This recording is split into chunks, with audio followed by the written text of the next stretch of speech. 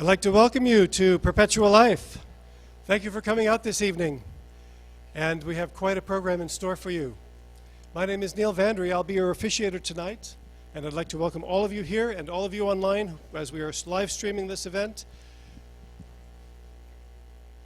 Here at Perpetual Life, we refer to ourselves as immortalists, not because we are immortal at this time, but because we have faith in science to reach a point in time where we can reverse aging, reverse human aging, and live unlimited lifespans. That's what we believe in, and that's where our faith lies here at Church of Perpetual Life. We follow Nikolai Fedorov's philosophy of the common task for humanity, and you can learn more about that at our website. I'd love it if you could, when you go downstairs again, if you haven't yet signed in, give us your email address, if you will. I'll keep that privately on my own computer. I won't give that to anyone, but I would like to be able to reach out to you and contact you and let you know about future events. And we also want to thank John Bolus. Is John here? John was playing music for us. He volunteered to play for us downstairs, so thank you, John. Now we have services here for Perpetual Life once a month. Once a month we are here. Our next service will be December the 15th. December the 15th, we will have the Remembrance of the Resurrectables right here, and that's a ceremony for all those folks who are, all the people who are currently in cryostasis, in cryopreservation. So if you'd like to know more about cryonics, there's a cryonics table just outside of the sanctuary, and also our library has been moved to a bookshelf. We've got a bookshelf, which is our library in the back corner of the outer sanctuary. You're welcome to check out a book. There's a little card there you can fill out, put it in the box, and then bring it back next time and get another one. You're welcome to do that. And John, thank you for helping me get that bookshelf. John is one of our volunteers here. I'd like to let you know about a special event coming up, and the Age Reversal Seminar featuring Dr. Aubrey de Grey. He's a guru in this movement, and he will be here in South Florida on December the 8th, starting at 7 o'clock, and we've moved it to the Coral Ridge Presbyterian Church, which is the big church over, you know, with a big steeple. It goes all the way up to the sky at 5555 North Federal Highway, but you need to RSVP to come to that event. So to do that, again, I'll send something out to you by email so that you're able to do that. But if you're excited about that and definitely want to get there, be sure to talk with me, and I'll give you the details on how to do that and help you to get to that event. You don't want to miss Dr. Aubrey de Grey speaking December the 8th in the evening at the Coral Ridge Presbyterian Church on December the 8th. Okay. So that's the basic information. I'd like to bring up at this point in time the founder of the Church of Perpetual Life, who has a few things to talk with you about. Let's welcome Mr. Bill Falloon. Thank you, Neil. It was about 3 years ago we had the first service at this Church of Perpetual Life. There weren't a whole lot of people there, by the way. We never really promoted it. We thought people would just naturally gravitate, and that's kind of what's happened. This congregation has grown since November 13th of 2013. I believe that was the first date, somewhere around there. So we're 3 years old. The church is set up, by the way, to be a perpetual entity. It is funded so that it will be here 50 years, 500 years, 1,000 years. There will be a Church of Perpetual Life. The funding is in place for that, and it reflects pretty much anything that I involve myself in. It's not temporary, it's for the long term. What happened, by the way, 4 days ago was a major scientific advance, and it reflects technology that you've heard about at this church multiple times, and that involves the exchange of young blood into older animals. And the consistent finding in dozens of laboratory studies is, in response to young blood being exchanged into the older animal grows biologically younger. So this has been known since the 1950s, that if you were to suture an old mouse to a young mouse, that old mouse grows younger and it lives longer. And we've got 2 to 3 studies that we're looking at right now that will involve using stem cell mobilized young blood from people average age of, let's say, 21, and putting that into older people in once a month infusions. We believe we're going to see meaningful and systemic reversal of pathological aging processes. What happened, though, 4 days ago is a remarkable finding that we couldn't have predicted. This is a venture that is funded by Johnson & Johnson, the pharmaceutical company. They put up $50 million to see if young blood cannot be used as a treatment for Alzheimer's disease. There's a lot of good data in the animal studies that the organ most beneficially affected by the infusion of young blood is the brain. Well, they took a group of mice, average age in human terms of about 50, and they injected these mice with human blood. 18-year-old human blood injected just twice a week into these older animals. And what they were able to see was a remarkable effect over a short period of time. This is nowhere near as potent as what we plan to do with older people. We plan to give them at least 20-fold more young plasma constituents than what those mice were able to get. But if you looked at what happened after only about 3 weeks, those older animals grew younger. It helped validate something that we've been working on, as I said, for years, and that continues to impress scientists. There is now a young blood study going on in California that is sponsored by Peter Thiel. We plan to do one here in Florida, and there's another one in Northern California that we hope to have funded. So we're going to start seeing more and more old people gain the benefits of young blood. And what's in young blood, and I shouldn't use the word blood because what we're actually using is only the plasma, not the cells. It's the plasma that contains about 700 proteins that have rejuvenating properties. So you see what happened here. These are the highlights from this study just released 4 days ago. And I was not expecting them that they were going to do this kind of research, by the way. I thought they were going to continue just working with Alzheimer's patients, but I guess the scientists had the money and the ability to just test this out. It wouldn't cost very much to do this over a 3 or 4 week period. 18-year-old blood did this to those animals. And the last slide I have here is what impresses me the most, and that is the old animals started to behave like younger ones. They were scrambling around a cage. They were behaving like children in some respects. And wouldn't it be nice to be able to do that again? To have that kind of energy, that boundless drive, just to do anything you want to do and not worry about fatigue. That's what happened after 3 weeks with 18-year-old blood, human blood being injected into the animal. So we have confidence that when we start our program of mobilizing the bone marrow of 21-year-old healthy people, and that multiplies the amount of pro-youth factors by about 20-fold, put those into the bodies of older people, we believe we're going to see a rejuvenating effect. And one of the reasons I wanted to open up and describe this brand new finding is that you're going to hear a gentleman tonight talk about what you can do to eat healthier so that you will be alive to take advantage of this technology. It's going to happen. It's happening before our eyes. And if some of us, unfortunately, pass on before the technology becomes available, we miss the longevity boat. So eating healthy is something that is not talked about very much on TV. In fact, if you watch too much TV, all you see are unhealthy foods promoted. We're kind of the opposite here. We're going to tell you what to do that's in the interest of your own health and longevity as opposed to a fast food. So I want to introduce Brian from the Hippocrates Institute. This is an organization that's been around. Oh, she's going to do it. Okay, good. It's just a tremendous organization as it relates to informing people as to how they can eat healthier and hopefully keep that going as a normal routine as opposed to just going somewhere for a weekend and then kind of going back to the bad health habits. So come on up and start your presentation. Mr. Bill Falloon, our founder. We have with us also Caroline. Caroline Bryan is the one who coordinates the doctor days with Hippocrates, and she's the health educator and instructor. She's one of the healthiest and most vibrant people I know. She also does she does a lot of the outside events. So let's give a welcome to Caroline Bryan.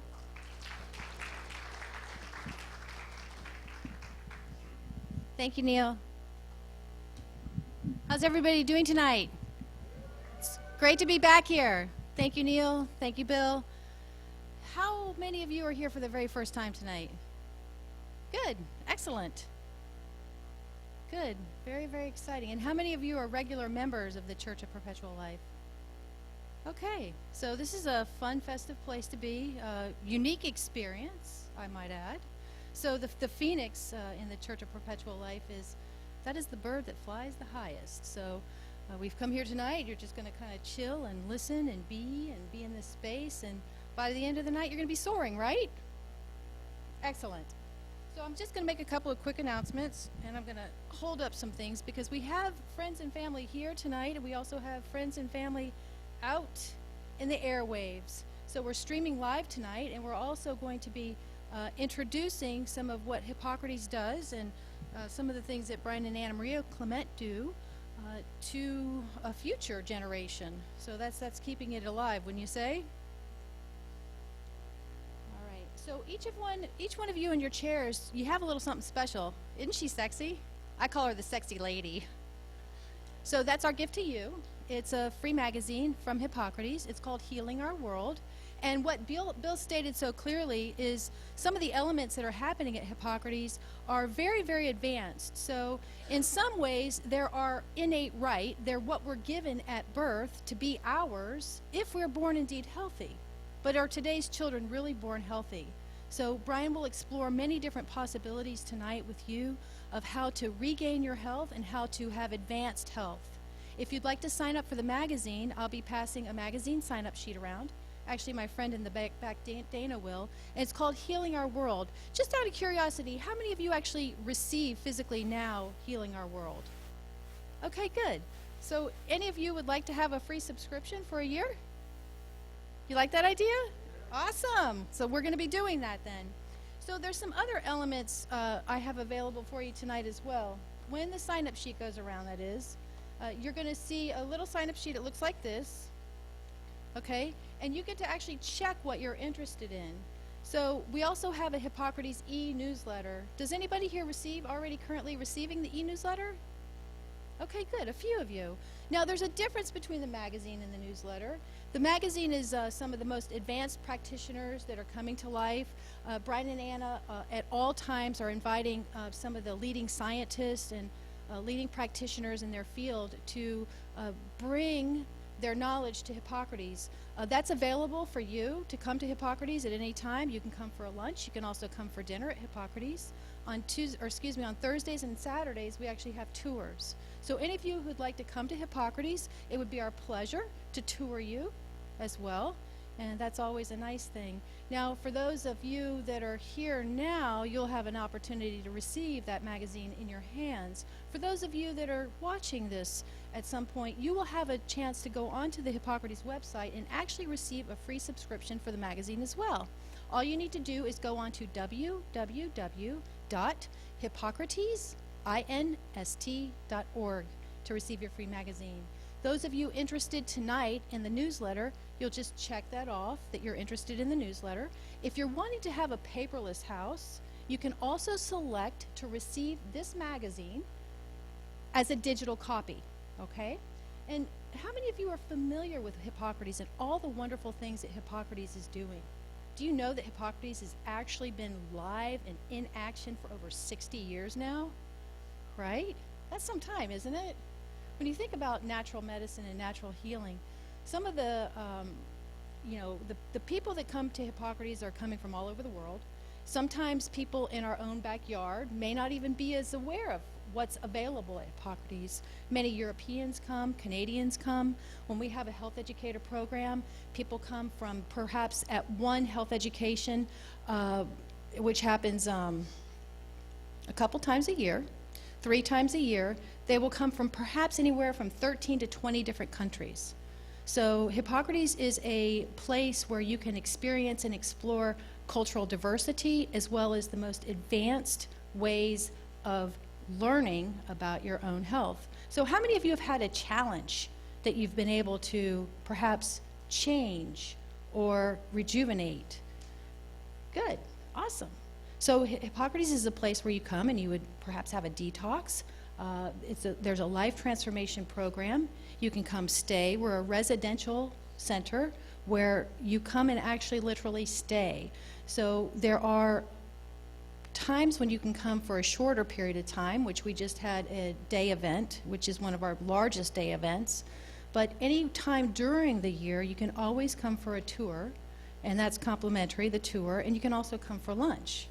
So we also, at nighttime, and this is important, however you found out about tonight's event, you can actually come to Hippocrates and see some of the most advanced educators on the planet by looking at that website I just gave you and seeing if there's something that would be of interest for you. So tonight you're going to have a chance to sign up for all of those things. I myself also have a few health bundles that may be of interest to you. If there's anybody here who has been to Hippocrates and would like to explore the possibility of working directly with a health educator, tonight you'll have a chance to meet Tom. He's a certified health educator from Hippocrates, so feel free to connect with him. And I also, if there's anyone interested in going to Hippocrates, we have a special as well that I'll tell you about in a minute. But I want to just talk a little bit about some of the book selections. And the reason I do this now with all of you is because tonight we'll get busy. When Brian finishes his talk tonight, you're going to feel really energized and excited. And you might want to say to yourself, you're going to say, well, this is really great information, but how do I go home and apply it? Okay, so for those of you here in the audience and those of you that are looking to consider Hippocrates at a future date, if you wanted to consider a starter, the best starter book, and still yet the very best selling book that I carry out on the road when I'm traveling about, is Living Foods for Optimum Health. Now, Living Foods for Optimum Health actually teaches you, when I was working at Hippocrates with the guests, which I work with thousands of guests, it's a mindset change. Okay, and I don't know about you, but I know about me. I got a hard head. Do any of you out there feel like you've got a hard head? Okay, it takes a lot for me to change. And so what I learned with Hippocrates is that it's okay for me to make small changes incrementally, one step at a time. And as long as I'm moving in the right direction, guess what? I'm creating optimum health for myself. So I have a good exercise program. I'm on the living foods and enjoying them. And now, are you ready for this? My body thinks a pepper is dessert. Okay? Isn't that hysterical? My body didn't used to think that a pepper was dessert. It thought 3 whopping ice cream scoops was, well, you know, maybe it wasn't 3, but nonetheless, my ideas of how I see food and my relationship with food is completely different. So for you, this would be a great choice. Living Foods for Optimum Health. It teaches you some recipes, it teaches you the reason why, and then it teaches you the actual mindset. So I don't know about you, I know about me, and I'm so grateful that I just keep pursuing the pursuit, and we can have that. Now tonight the featured book is Longevity. So this is the actual featured book, and you would say to me, well, why would Longevity be the featured book? That's what the church is completely aspiring to do. We at Hippocrates like to call it an active aging, not stopping the aging process, but being able to create and recreate ourselves. How many of you recognize and realize that you have trillions of cells in your bodies? And did you know that if I meet you, okay, so this is funny. So I was here 6-7 months ago, perhaps, something like that. Do you realize did any of you see me the last time we were here, Brian and I and Anna? So you were here, okay, thank you. Okay, I just want to tell you something. Every single cell in my body is new. You are looking at a brand new Caroline. How's that for you? You like that? Okay, I just wanted to bring that to your attention. Okay, so with that, we're going to get started very shortly. I just want to make sure that you know a little bit about the Life Transformation Program, because that is Hippocrates Health Institute Pinnacle Program. So you each have a brochure, and tonight, Anna Maria Clement is with us, and she has granted us, if anyone is at home and would like us to mail you a brochure, we'll be happy to do so. So in that brochure, if you open it up to the middle, you'll see everything Hippocrates has to offer in relationship, that's it, the blue one, in relationship to the Life Transformation Program. The Hippocrates Health Institute Life Transformation Program is something that is a very compelling program. It is 21 days. Do you think it takes 21 days? For me, it seems like it took a couple of years. But there's 21 days, and what you first start to do is to detox. So the only way we can rejuvenate and regenerate the cell is through a good, solid detoxification, because do you realize that we're recreating ourselves in the process? On the second week of the Life Transformation Program, you work on your emotional basis. We have psychotherapy. We have a chance for you to have group therapies. There's a lot of very advanced therapy sessions and time with medical staff. We have a medical director at Hippocrates. That medical director sees you, believe it or not, when you arrive on your first week. So you actually get to see the doctor the first week. You take blood tests on the first week. It's very, every part of the program is meant to bring the most optimum health for you.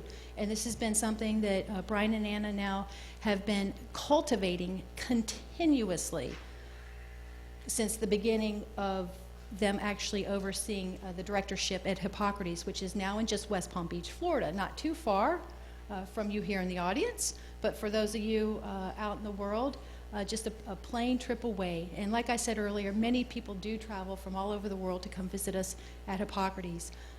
Neil mentioned earlier Dr. Day's program.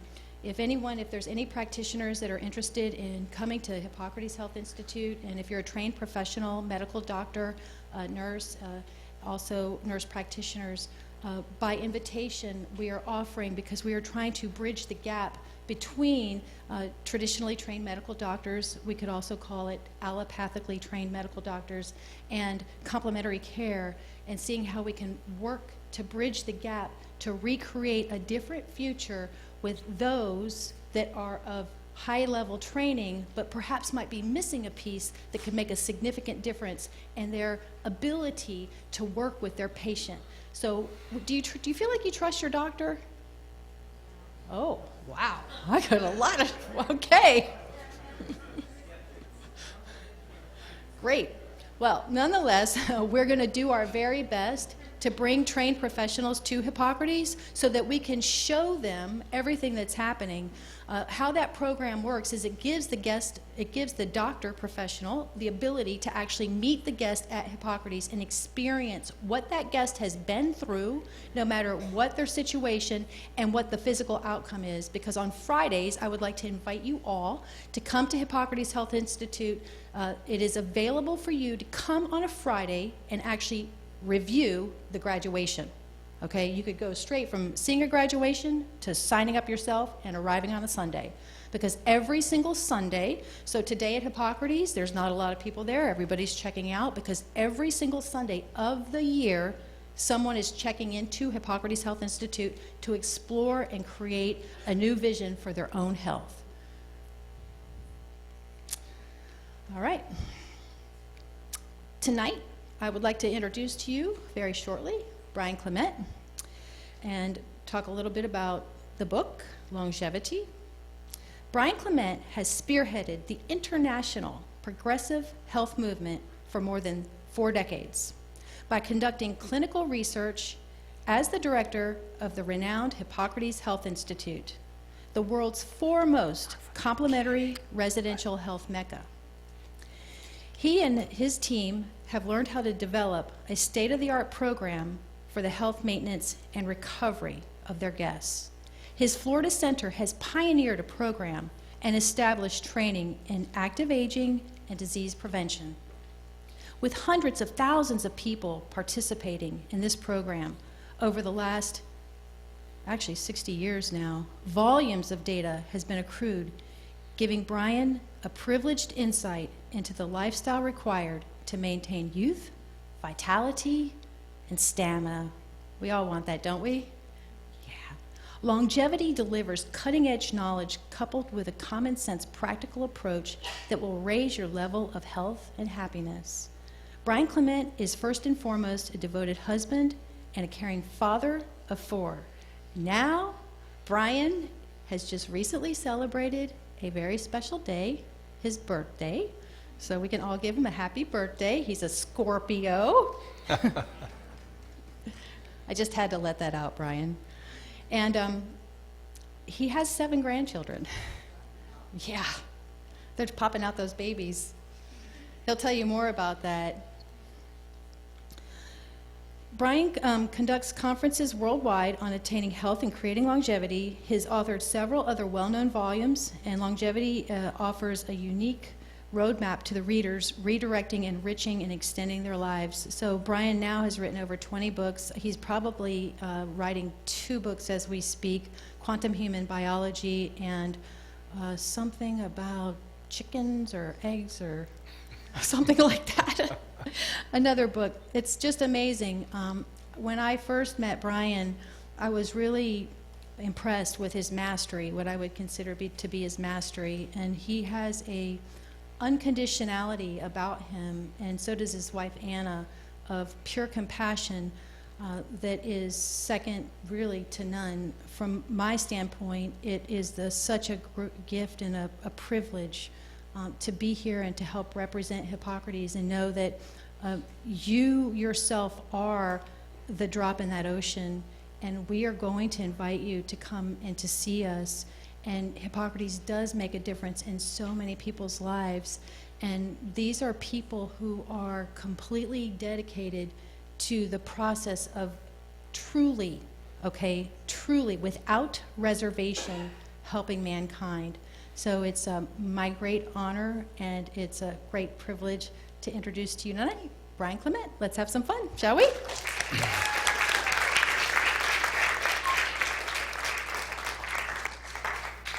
Thank you so much. Bill, I'm very proud of you for putting this organization together. I think it's probably the most important church on the planet, the Church of Perpetual Life. Isn't this what God taught us?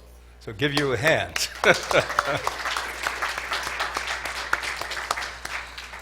Tonight we're going to explore some of the most cutting-edge things that we are finding in the research community today, not only for longevity, but for health.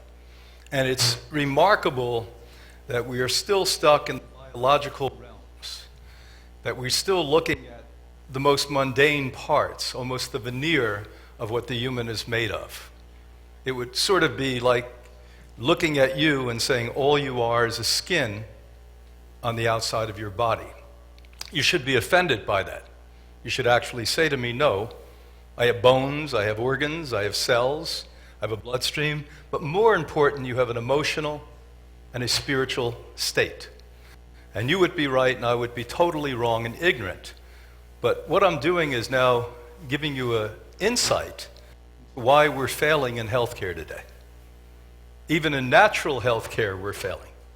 Because you cannot look at the veneer and say that what we see is all there is. How does a cell develop? What is the real fuel behind the cell? What is all life on this planet made of? Well, you're going to learn tonight. We're going to take you there. We're going to show you exactly what we're made of. And we're, in fact, going to start by explaining a little bit about what Bill said earlier. One of my cohorts and co-workers of Hippocrates is Dr. Maharaj. Dr. Maharaj is one of the most advanced stem cell physicians in the world. And one of the many offerings we have at the Institute is people come to us from all over the world and attend our program, and over a 7-week period, biologically, psychologically change, but at the same point, they're getting new blood put into their body. We're taking stem cells out and we're advancing them back to their youth. Now, as Bill basically said earlier, the future is going to be about what he named young blood, but I am going to rename that energetic blood. And the fact of the matter is, there's lots that we've learned when you use laser, when you use electromagnetic, when you use intent, as a work of my colleague, Dr. Pollack from Washington State University talks about. Nutrition is paramount with this too, because when we really look at the cutting-edge researchers in nutrition, like Dr. David Williams from the Linus Pauling Institute, who's a colleague, friend, and we brought him through the Institute too to speak in our World Leader series. He's for decades at the Pauling Institute out in Oregon, discovered that once you cook a food, the energy is gone. The nutrition is dead. That it actually becomes a disease-causing substance rather than a life-enhancing element. Isn't that amazing? Just by the mere cooking. Even if you eat organic food, cook organic plants, after 115 degrees, a new element arises called acrylamides that are known carcinogenic substances. That's an organic plant. Can you imagine what charcoal burnt steak gives you? Can you imagine what would happen when you take an animal carcass of a fish or a chicken or a turkey, as many of us in this country sadly will indulge in the next week, and you cook it? It becomes a carcinogenic substance, life-shortening substance. Now, this is not a theory in our opinion, and it's not only based on science, it is what we've done since 1956. So since 1956, with hundreds and hundreds and hundreds and hundreds and hundreds of thousands of people, in a clinical setting, the only institute in the history of science that's ever done this, placed people on a plant-based organic diet that's uncooked. And through not only the blood test, but the very advanced technologies we use from Germany and Russia, cyberscan and biofrequency testing, which really looks beyond the veneer and the causative effect of life as we know it, we see remarkable shifts and changes. What we're best known for is people coming to us with late-stage disease and reversing it. Is it because we have some magic? No. We plug into the universe the way we know it, the universe the way you're going to see it now in the next minute or so. So hold on and relax. You're going to see the perfection of the universe, and as you're watching this, remember, the only enigma to the perfection of the universe is the human mind. Psyche, to the point where you expect and anticipate. And when you're not fulfilled with a passionate life, you actually bring it upon yourself. If people are not here to contribute, and people are not here to give, and people are not here passionately and fulfilled, we're looking for ways out. So the first and foremost ingredient we have in creating long life and health and reversing premature aging and disease is a change in our perception. Now, wouldn't it be nice if you could go from a ugly little caterpillar to an extraordinary, extraordinary butterfly? You can. Wouldn't it be nice that you could be like the wonderful bee that lives off the highest energy on the planet Earth? And that energy is collected on plants. Now, we're going to show you some interesting findings that just have occurred in the last few months. As much as I'm reading science from morning till night, and this is really what I love, I'm sort of a little crazed on this, I'm always surprised with some incredible findings. So let's talk about some of those. Einstein hypothesized that a subtle frequency unifies all that exists, including humans, to all else.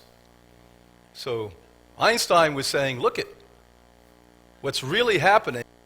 The whole planet, including you, are frequencies. And everyone said, what are you talking about? This is more than a century ago he's saying this.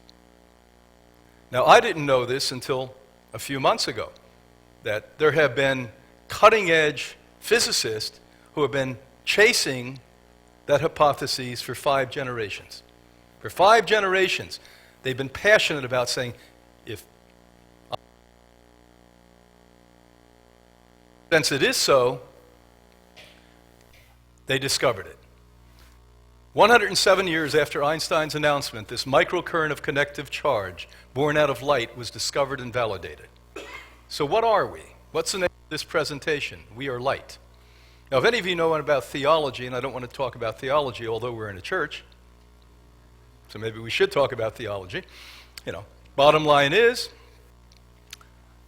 in every single one, they talk about we come from light and we go back to light. Isn't it interesting? In the 21st century, we're going to prove this. And in the 21st century, we're going to show you how to live perpetually. And we're going to show you how to reverse disease, as we've been doing at Hippocrates for decades, with changing the biofrequency fields of cells. So it's not about youthifying the body with other people's cells. It's about getting your cells to be youthified by charging them with light. Do you follow that? Why are young people vital? They are filled with light.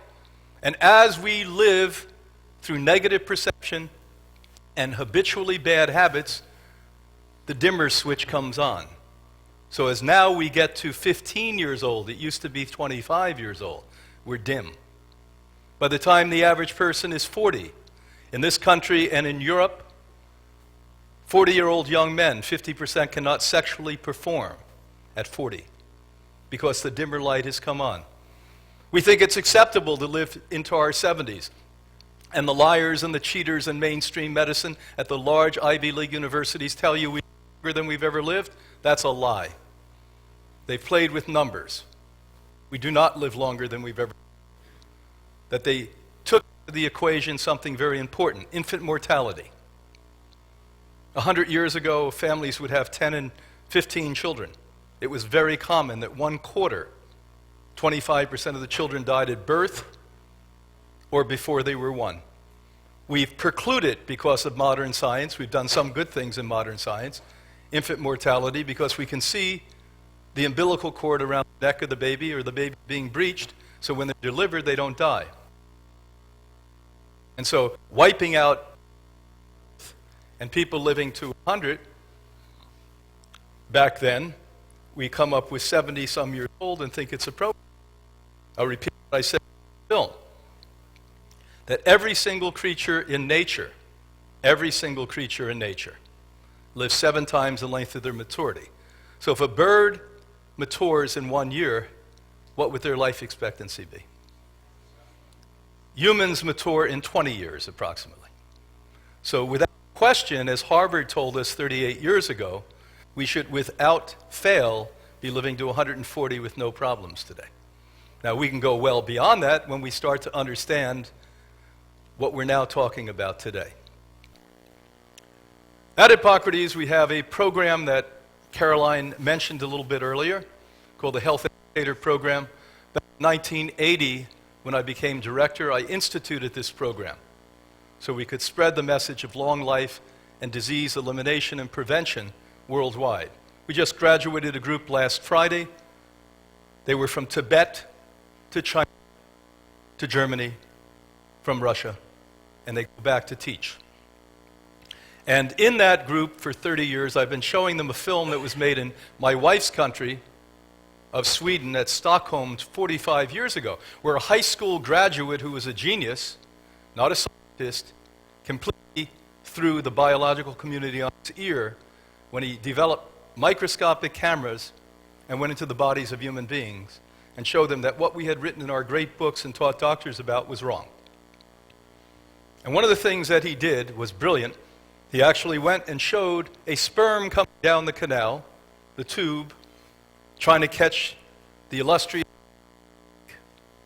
Now, you women would love to be that egg, having millions of guys coming after you, and they can't get you.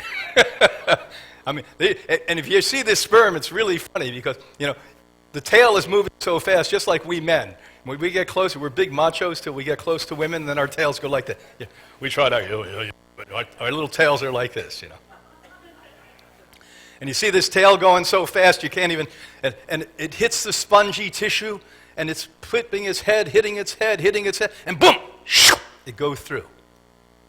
And the commentator says, an enzyme activity has just begun life.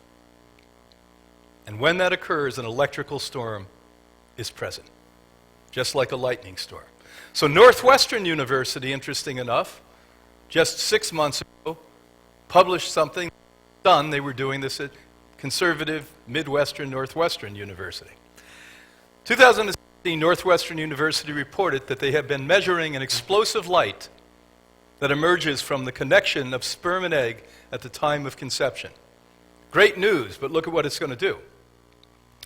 After years of research, they established that this stronger and more conformed this luminous representation is, the greater the immune system, the stronger the metabolism, and the longer life is for the person who came to this world in this charged way. So if your mother was charged and your father was charged, you're going to be charged. So are we biology or are we energy? I propose we're energy. So we are on the wrong track by looking at biology and expecting that to make us live a long time. You have to get the energy train, as we say. And really, the energy train's where this whole thing's moving. For 35 years under my directorship, I've been using electromagnetic and cold laser energy. One of the things we use when guests come is CyberScan. CyberScan's remarkable. It comes out of Germany. Within a matter of 30 seconds, when the guests arrive, they put their hand on, we come up with 100,000 parameters. Now, of course, here in the illustrious free country of America, we cannot call this diagnostic, so we do not. We call this biofrequency testing. But let me put it this way. When my colleagues in medicine see it, they say, we wish we had things like this at the hospital. And what we're looking at is the electromagnetic frequency of organ systems, emotional states, and the way the entire nervous system interacts with the immune system. And when there's an abnormality, it detects it. And this little card we plug in that looks like a credit card creates a remedy for the deficiency. And you now sleep with that for a year. Interesting, isn't it? So where is the future of medicine? In biology? Well, if you're old school, yeah. Edge, no. So here we have a group of people who eat like me. They happen to be plant-based eaters, very bright professors, and they were interested in doing some of the updated work that my good friend and colleague Dr. Valerie Hunt did back in the 1970s and 80s at UCLA. Dr. Hunt just passed on 3 years ago. She and I kicked off the book that will be published next year called Quantum Human Biology. And she did some incredible work, but it was before the time of digital cameras and digital film. So they said, let's really come up to speed. And they were interested in eating good food, living food does to the body versus what eating the typical Western diet does to the body. Now, sadly, most scientists, other than great scientists like Dr. Williams, doesn't really understand at all nutrition. Matter of fact, most people I know in nutrition, even the nutritional guys who you know about, don't know much about nutrition. They know what to tell you what not to eat. They don't know what to tell you to eat. Most of the experts, by the way, will say to you, oh, just eat less meat, just eat free-range chicken. My new book I'm writing as we speak is going to expose there's no such thing as free-range meat. There's no such thing as organic meat. That's completely a fraud, and for wealthy people to feel better about what they're consuming. It's completely a bullshit. It's bullshit. So this group of scientists can go to the dean of the school and say, by the way, we want a $3 million piece of equipment to measure biofrequency fields of people and what they eat. So one of them, I guess, is a genius. I've never talked to him, but he said, let me create a seismology machine so we could now predict days ahead of time when an earthquake is going to happen. And they should be happening in Italy because they're having a lot of earthquakes here lately. And so the current ones we have to wait for the earth to shake, and then it picks up electromagnetics. This one's looking at light. And it's measured every region of the world and what the light would look like when it's stable. So we can pick up days before we can with electromagnetic frequency, and it shakes when the light starts to move. Because the frequency field of the earth is going to show distortion. Isn't that amazing? Technological developments in Italy have permitted us to scientifically view the impact that food, mentally and environmentally, epigenetically, has in and on our bodies. This is a picture of a person who has been on a raw plant diet for about 30 years. Now, I want to point something out, and I'll draw it on the board here. Every drop of planet, including you, comes from the sun. Now, anyone would like to resist that? We're going to have a questions and answer period later, and we'll dismiss that immediately. So you are actually made of the sun. Every plant on this earth is made of the sun. Everything here is made of the sun. And how it works is unbelievable. Every second, there are endless amounts of protons being born in the middle of the sun. When I say endless, we don't even have a way to describe the numbers. If there's endless zillions, that's what we're talking, every second, endless zillions. Now, they bounce back and forth, these protons, onto neutrons for 100,000 years. Now that's an actual statement, by the way, that's factual. And while they're bouncing back and forth on this gastric star, it's creating heat and friction. Heat and friction. Bouncing, bouncing, back. Imagine if you rub your hands just for a few minutes, it gets hot. How about 100,000 years of bouncing back and forth? And if you had a great suit that you could walk on the planet called the sun, you'd fall right through because the sun is not a solid planet. It's 98% gastric. That's created out of protons and neutrons. Now, at 100,000 years after creating the gas and the heat, it projectiles off in what we call a solar storm, and on this planet we live on, what evolved here to catch all life is called a green leafy plant. So all life on this planet is captured on green leafy plants. You learned that. The first big word you learned when you were in first or second grade was photosynthesis. All of this goes over the scientist's head, I know that, but this is important stuff we're talking about.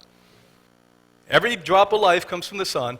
It is evolved on this planet, green leafy plants, to capture it. I think we should eat. Well, let an animal eat the green leafy plant. Let's kill the animal and cook it. No. Let's talk about natural science and biology. How about eating the green? Our founder, when she reversed in 1952 stage 4 cancer, after the doctors at Harvard told her she had 90 days to live, she did it on green leafy plants. So we had a pretty good foundation since the 1950s to know what we should eat. That's what I've been eating pretty much for the last 46 years. And I feel incredibly good. And I don't feel like I'm aging, man. Every time I have a birthday, I have to pinch myself and say, is that real? I'm in denial. I don't. So now watch what happens when you convince somebody to get off this high proton. Look at here. Do you see this? The rays of the sun? What do you see around this gentleman? And what do you see? Yeah, thank you. Hello. And what do you see around him, and what do you see coming from the sun? Does it mimic one another? You all following what I'm saying here? Okay. Well, that's it. Now watch what happens when we convince somebody not to eat that food. Now this is a measurement, if you look to the right, of photons. You are made of photons. You are not made of cells and flesh and bone. You get that? Medicine thinks you are, but they're in the dark ages still. You're made of light. You're made of energy. You're made of frequency. That's why even mainstream doctors, when they're doing diagnostic work, diagnose your electromagnetic fields. What is an MRI? What is a high-speed CAT scan? What is an ultrasound? But they make their money in chemistry, so they check your biofrequency and give you chemistry and fail. How do you like that? Chemistry will cross-circuit electromagnetic frequency because the chemistry they give you has heavy metals in it. Every single pharmaceutical drug and every bit of pesticide, fungicide, and herbicide have heavy metals in it that magnetize photons and throw them off their sphere of frequency. Isn't that interesting? So why we get cancer today is one of the reasons I'm telling you right now. So here's what happens. If you see up here the guy on the right, he's the guy eating healthy food. They convinced him for 24 hours to get off a diet he's been on for 30 years. They couldn't give me enough money to do this. I wouldn't do it, to be honest with you. And I mean that. They gave me a check for $1 million. I would not do this. But maybe they gave him $2 million. I don't know. So he did it. That's what you look like when you're healthy. High photons, high energy. 24 hours later, this is what he looked like to the left. Do you think he looks like he's staying young, living longer, by eating the carcasses of animals and drinking milk from another species? Oh, it's up to you. I know that you're going to have all kind of authors and people tell you that it's not so, that diet doesn't have anything to do. Diet is your life force. Diet is a gasoline that goes into the human tank. And I don't know any biologist, even if they're stubbornly ignorant, that would ever disagree when I say if you take a seed and cook it, it doesn't grow. Well, then how the hell do we think putting dead things in our body is going to make us grow? Wake up. We're giving you primary natural science here, people. Now, this isn't comfortable because your mother told you to eat peas that were cooked, and a lot worse than that. My house, I didn't even know what we were eating because it was covered with lots of gravy, which was white flour mixed with the blood of an animal. How about that? And we used to have to be spear fishers. I would have been a great spear fisherman because we used to have to hit, and then what would come up, we had to eat. No, pretty weird. Now, you have anthropologists who were whack jobs too, who tell you when we started to cook food, the brain evolved. Impossible. Biology governs truth. Something dead doesn't make something grow, ever. It never has, never will. Do you follow? So even they're wrong. What we consider solid and rigid structure is actually a dense gathering of light and frequency. So if I come up here and say, what is this? You're going to say, that's a very thick piece of wood called a podium. Is it? Do you realize that this is over 99% the absence of structure? Now, get what I'm saying. Don't say, oh, this is philosophical, it's over my head. Get what I'm saying.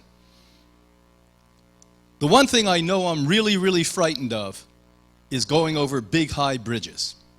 Now, once, twice, 3, 4 times a year, I've got to drive over the George Washington Bridge or the Golden Gate Bridge. I don't like it. I do it, don't like it. I keep saying, I'm going to get over this one day. I've been saying that for decades. I still don't like it. But I keep thinking in the back of my mind, I know it's not true, that this metal is really strong, that this metal is really thick. But that metal is 99% the absence of structure. It's an illusion to think it's there. Just like it's an illusion to think your body is physical.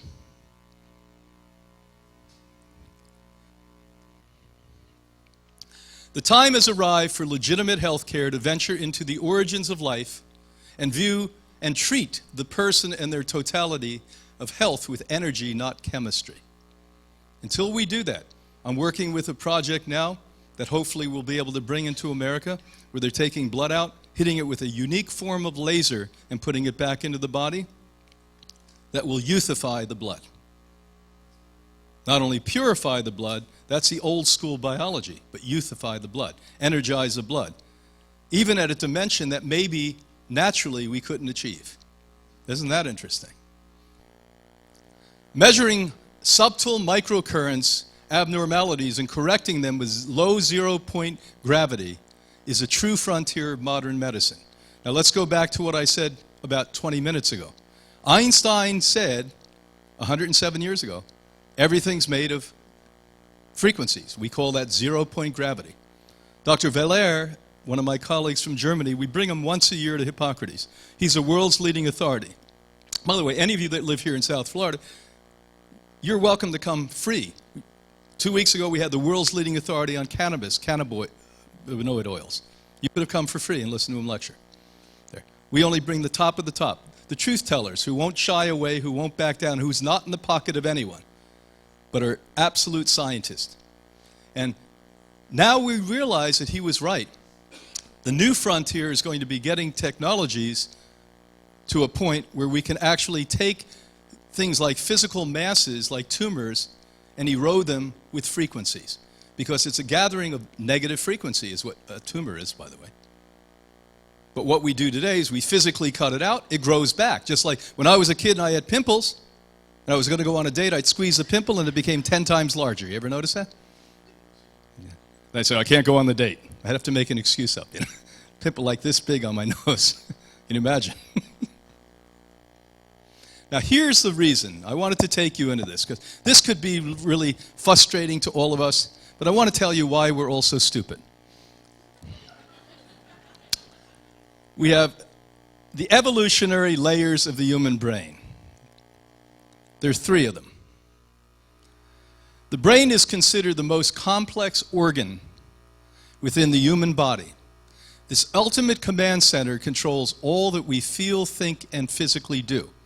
So when you're sitting there listening to me yell at you tonight, and these sounds become words that become memories, that become sentences and become feelings, it's remarkable stuff. You take this for granted. but sounds are giving you feelings and memories. While the brain has been designed to appear and operate as an entity, neuroscientists have identified 3 embryonic separate brains, each with distinct stem cells, and all with different functions. These individual brains work synergistically to smoothly execute all voluntary and involuntary action. Isn't that amazing? So you're sitting there, and 3 parts of your brain, all working totally independently, are making you do different things. So we have a lot going on, don't we? Doesn't seem it most of the time to me, I know, but we do. The 3 layers, the triune, is organized hierarchically from evolutionary perspective. As the human brain has evolved, it has expanded, not replaced itself. So we have a very, very small, the original creature's very small brain is getting bigger and bigger and bigger. Not better, but bigger. Each new layer learns how to intimately interact with a previous version of itself, resulting in a more fluid transition between thought, emotions, and action. It's a reptilian brain, the limbic brain, and neocortex. Most of our leaders are reptilians, so you know that. And I mean that. Now, when I've looked at this, it's pretty frightening. The reptilian brain started 500 million years ago. Now let that sink in. 1/2 billion years ago, about 500 million years ago. That was for very basic things, like heart rate, respiration, metabolism, body temperature, and your fight and flight. It made us, unfortunately, territorial, competitive. We want social dominance. It's for reproduction. The only good part of this whole thing is reproduction. And we men really use that part a lot, don't we? Especially when I was young. People say, we think about sex every 7 seconds, or 7 minutes. It was for me every 7 seconds, I think. So the reptilian brain is for maintenance and survival. So that's 500 million years ago. More interesting, about 150 million years, the limbic brain came. That's the old mammalian brain, and that has to do with glands. The hippocampus, for instance, hypothalamus, and this is where we had enhanced emotions for memory, feelings, empathy, sadness, and bonding. Now, the sad news here, when we've looked at this in social order, 85% of people spend most of their time in the reptilian brain, including you and I most of the time. I never realize it until I'm driving. And somebody cuts me off, what do? You hear what I say? Oh, I'm above that. Oh, yeah? No, you're not. So this is a little bit more interesting. So you have some empathy, sadness, bonding thrown in there, etc. But the one that's really important, where we all should be, if we want to live a long time, if we want to have no disease or prevent or eliminate disease, you've got to go to the neocortex. Now this is really a great part of the brain because it's for foresight. That means you know what's going to happen before you do it. How many of you ever think things out well? Hindsight, I've already done that. I don't want to do it a 35th time. I find myself, I'll never do that again. 2 weeks later, I'm doing it. How about you? Never do that. Yes, you are. You're going to do it again. But most important insight, this is also called extrasensory perception. We all have it. Matter of fact, in my upcoming book, Quantum Human Biology, I talk to the world's leading scientists looking at people who have high advanced types of this neocortex and how they actually project energy out of themselves. And they said every one of us have it, but some people basically inherently let it express. But here's what this does too. It has a part to do with reasoning, sensory perception, finer motor skills, spoken language, rationalization, and imagination. Now, if you could put, for instance, insight and imagination together, we'd evolve as a human species. We wouldn't endure an election like we've just endured if we just had imagination and insight. We're all in the back of the cave, frightened in the dark, screaming and yelling, going along with whoever leads us by the nose because we're reptilians. When you go towards the poor little snake or the poor little lizard, what do? They look up and immediately run. And doesn't the human species seem like that's what we're doing all of the time? Rather than standing strong and taking responsibility and moving forward and having the wisdom and understanding of what to do and how to do it, we wouldn't be struggling about how to eat That would be a mundane issue that we'd all just do it. I mean, otherwise we're sabotaging our life intentionally. We are personal saboteurs. The three evolutionary layers of the brain work together to achieve the same goal, survival. Within the past 2 to 3 million years, the developments within the human brain became so much more than about just survival. It became about thriving as well. Now, how many of you, and I won't make you raise your hand so you're not embarrassed, feel like everything you do you're thriving in? And if not, there's something wrong in that picture. It's because you're hiding in the cave. You're not really thinking things out in a big, happy, conscious, and productive way. Now, here's what this does to our health and why we age. Years ago, the biggest perplexing question in biology was, why do we age? Because we didn't understand it. Because in the perfect world, as a dying cell leaves, a new stem cell comes. And that process alone is brilliant, because the stem cell is this little pure blackboard that has no understanding and no writing on it. And as the one cell has done its job, the older cell has done its job and it's dying, it secretes your entire history to the stem cell. That's why when your body constantly regenerates, but you fell out of a tree 50 years ago and have a scar, you still have a sign of the scar. Isn't that amazing? It's an amazing thing. The scar shouldn't be there if you constantly regenerate. Parts of your brain regenerate in 2.5 days. Your stomach lining, 5 days. Your heart, 30 days. Listen to what I'm telling you, people. Listen. Don't say, that's interesting. Your heart's new in 30 days. Take your heart out. Test it. Put it back in. 30 days later, new cells. Human lungs, 70 days. So we're constantly... Now, if you code into that negative information, and if you don't fuel it the way it should with life and photons, you have every generation of cells weakening and weakening and weakening, and free radical damage, as Harman taught us in 1954, occurs. So now we know since 1954 why we age. Because we're not producing equal amounts of new, young, fresh stem cells when the dying cells leave, because we're killing, through epigenetics, healthy cells. So even though the new cells are healthy, we're not sleeping, we're smoking cigarettes, we're eating garbage, we're watching television, sticking cell phones at our head, sleeping with routers in our house, being bad marriages, having jobs we hate. The latest statistic, once again, shows what I've read for the last 35 years. They asked Americans, answer this in one of two ways. Do you love or hate your job? 80% of Americans said they hate their job. So either they're hating what they're doing at the time, or they go home to rest to go back to do what they hate. Because we're either working or getting rested to go back to work. So if you hate what you're doing most of the time, man, you're not going to live. You're going to find a way to get a sickness. You're going to find a way to age, no matter what I feed you. Do you follow?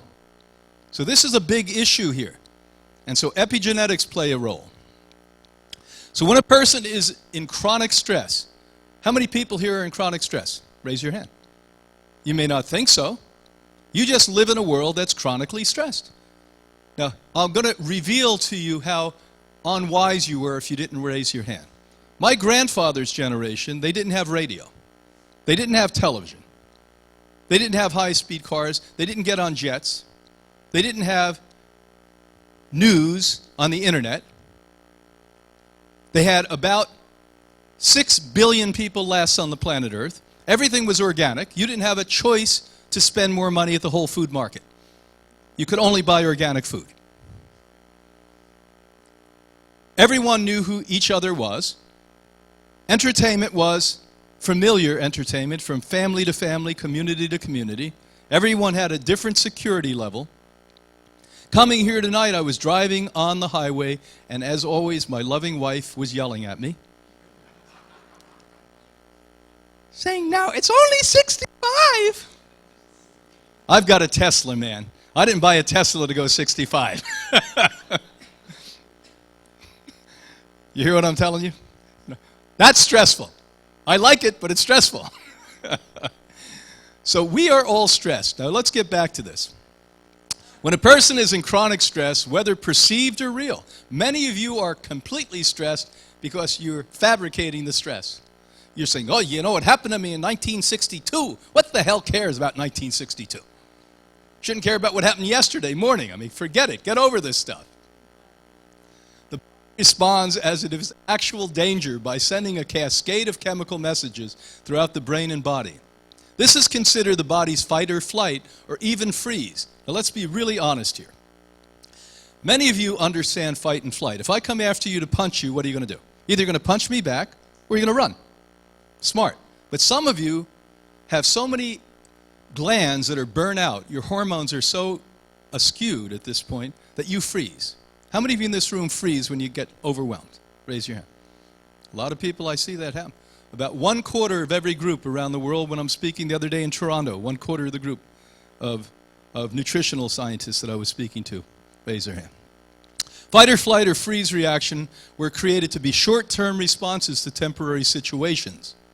And when these reflexes are prolonged, as in the case of chronic stress, it can be counterproductive and even a hindrance for the survival of the human being. So you want to live a long time, the number one thing we have to get rid of is stress. And number one is now we have overwhelming data. There's nothing up here I haven't, thousands of papers to back. People who are blues. People who are like this have more asthma, heart disease, stomach ulcers, traumatic stress, eczema, psoriasis, depression, and cancer. Matter of fact, we're doing a research study at Hippocrates now with a new technology called NuCalm, that even if you are not wanting to go into a beta state, an alpha state, it puts you in one. In 2 minutes, it puts you into a state like if you've been meditating for 35 years, deeply. And when we do that, what we do is release what? Endorphins. We release the stress, endorphins start to come. What other things? Dopamine comes, keep going. What is the most important one? The happy juice. Serotonin. And so a physicist out of Harvard is looking at the work on our stage 4 cancer patients with us. And so in the next few years, we're going to gather hundreds of people and watch the difference when people are taking the state, along with lifestyle and other changes, and not taking the state. And as sure as I'm sitting here, the survival rate is going to be more. Apoptosis is when parts of your body are not being used, they go away. When I was a kid, I used to hang out, even though I lived in the New York City area, I used to love hanging out in the woods. My best buddy and I would go, our poor mothers would be looking at us in the dark with flashlights, screaming, "Come home, Brian, come home." And I was out playing with tadpoles. Tadpoles are sort of cool. They look like that sperm, right? They go like this. And, you know, the most amazing thing besides a butterfly going from a caterpillar is a tadpole becoming a frog. Isn't it unbelievable? This little thing bouncing around, and this tail falls off, and it becomes this frog with 4 legs. And it goes, "Arr!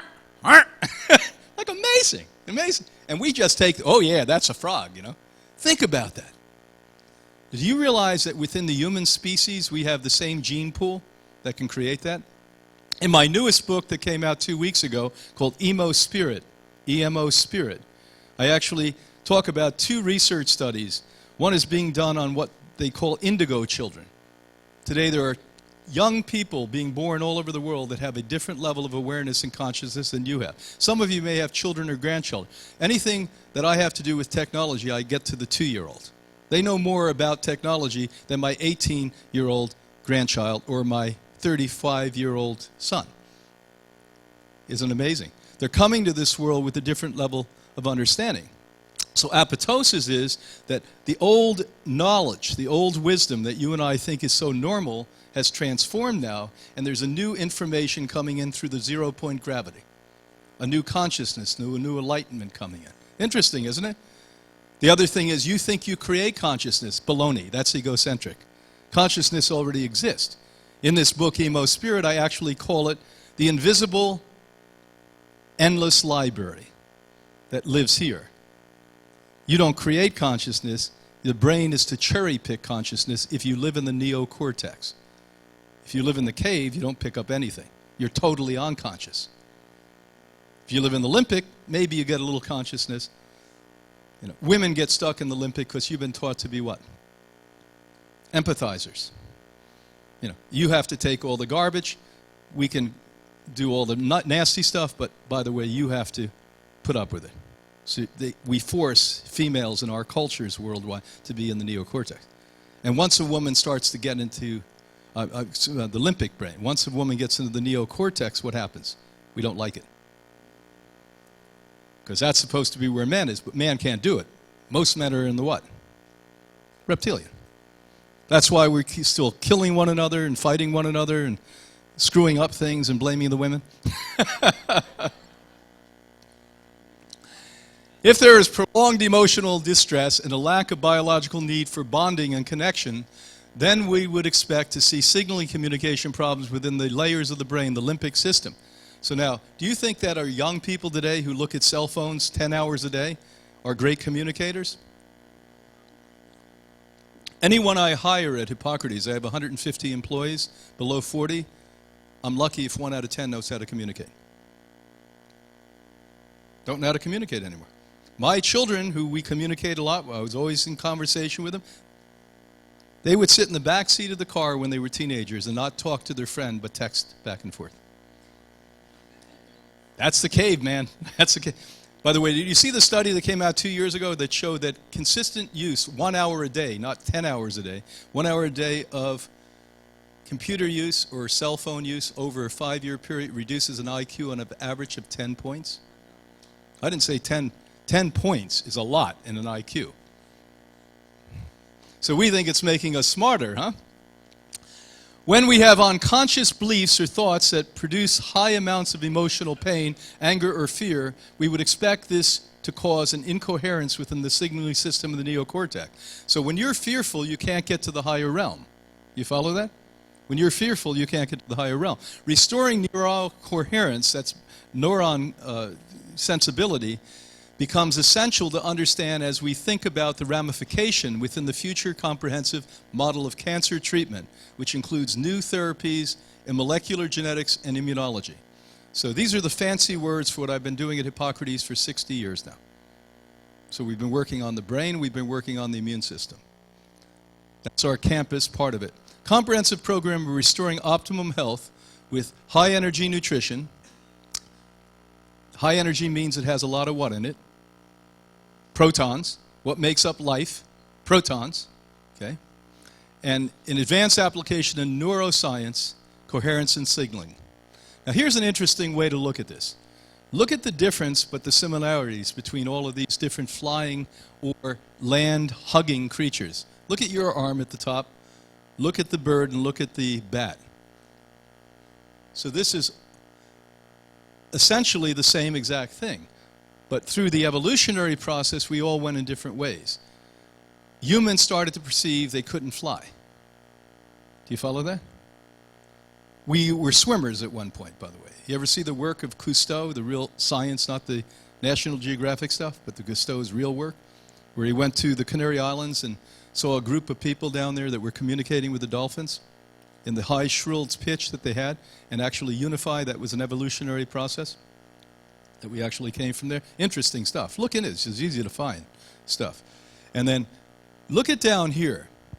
Now, when you talk about the zero-point gravity, what's interesting is how many times have you been sitting with a hummingbird that came in from another dimension?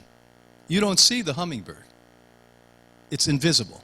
And all at once it slows down its frequencies and you start to see it.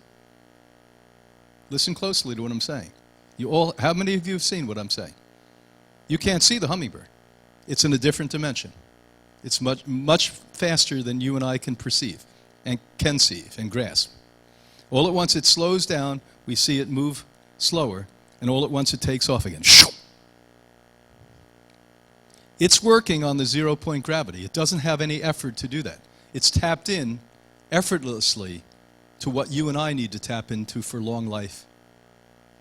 And we just have to relax to do this. The butterfly does the same thing, but the butterfly moves in our dimension, but if you notice how it moves, you think it's moving with wind? Watch on a windless day.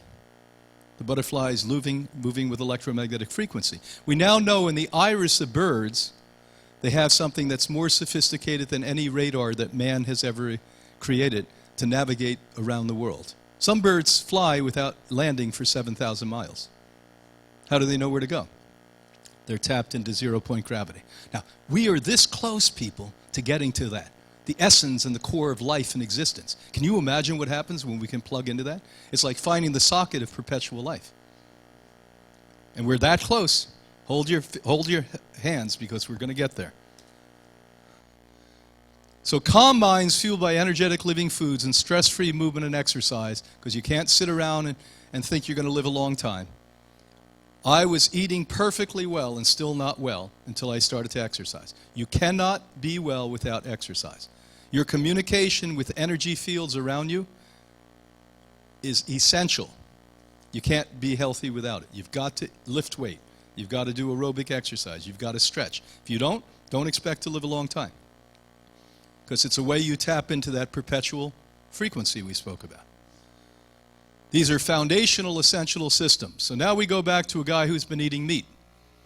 Do you see circles from photons coming down and connecting to him? Do you see a different color inside of his body than you saw the other guy? Radically different. He's disharmonized with the environment, the epigenetic system around him. So not only do we gain energy from food that we eat, but when we raise our body's frequency to the level that everything else works at, we are getting what the Asians have called prana for thousands of years. So part of how we live and stay young and youthful is not only what we eat, but it's how we raise ourselves to connect to the utter life that exists on the multi-universe plane. This used to be all esoteric, now it's scientific. Isn't it amazing stuff? This is an individual who consumes animal fare. Notice the sporadic energy field protruding from and connecting with the biofrequency that Einstein presented. You've all heard about this. I wanted to show you the best picture I've ever discovered with it. So, you've been told in your religious settings that when you die, your spirit lives on. Now we can prove it as a scientific fact. This is a leaf. The leaf is cut off, but what exists? As you see, the leaf, with part of its structure removed, still maintains the strongest electromagnetic field that makes it whole. Is the leaf matter? Or is the leaf energy? Is this matter, or is this energy? This is a big shift you've got to make, people. A big shift. And if you make it, you're going to live. You're going to have a good time. When we can get our guests to make this who are sick, we see these spontaneous remissions occur. But we got to get their head wrapped around it. If they're still stuck in the body and going back to get the information from the negative guys, yes, you're sick. This is how sick you are. I've been to 32 people. They've all said I'm sick. And I've got papers, I'm sick. They've really established how sick they are, you know. Then every once in a while you get these cocky guys that say, oh, they're all full of crap. Bingo. Healing with frequencies. Which one's are organic, which one's not? Shows you what happens when we put chemicals on things. That's a mushroom. So you say, well, you know, the organic food costs too much money. Eat less. Buy it. Anything organic food out of California, even though it's a vegetable, is that good for you? Not so good for you. Better than the non-organic food. But it was picked weeks ago. Has no life force, no energy. How about a sprout? I can go into the poorest place in the world, which I have, by the way, bring them seeds and show them the sprout. It's the most nutritious food, highest medicine called phytochemicals in it. And when you photograph, as I helped to do in 1976 at the University of California, another presentation I make, I show those pictures to you. In my book that Caroline showed tonight, I have a picture in there of this. The energy field projects 2 feet in every direction beyond one sprout. And then my friend, Dr. Hunt, who I mentioned, at University of California, 1983, photographed what happens when you eat these foods. She photographed a guy who was eating a typical American diet, had no energy protruding from him. Ate these foods, instantaneously had an energy field protruding from him. Now, do you think that protects you, as Dr. Harman said in 1954, from free radical damage? You bet your butt. Now we're really getting down to how you live a long life. In the near future, diagnostic and treatment of disease will all include zero-point gravity application applied through the therapeutic and curative methods.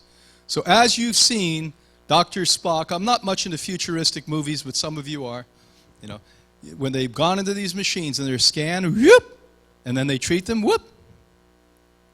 Give us 10 years, 15 years. Now, if the big bad guys don't sabotage this and kill people off, which they're starting to do, by the way, with this stuff, we're going to get there. It'll take us 10 years to get to the point where we're going to plug you into the charge of the universe. Tesla tried, they broke him. He was just way ahead of his time. Way ahead of his time. But there's too many of us now. Too many of us. So I'm in rooms sometimes with 50 people that basically get this. And so they could get some of us, but they're not going to get all of us at this point. We are light. Give yourself a giant hand for that.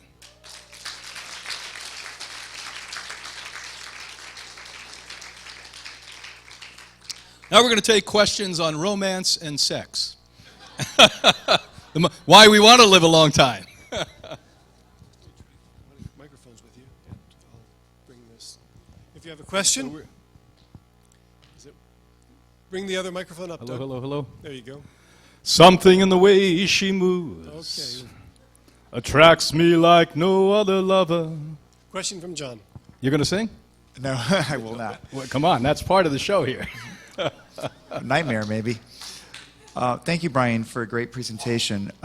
In this day and age, with cell phones being such almost a part of our bodies like an arm, how would you recommend to find some semblance of healthy in dealing with that? And do you see anything that will change technologically about that?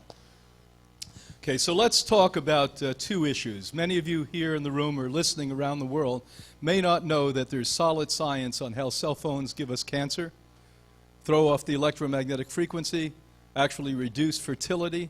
If you look at the work that was done at Yale University and then completely mimicked, and the same data came out at Exeter in England, when a boy puts a cell phone in his pocket, within 30 seconds, 40% of the sperm is inactive.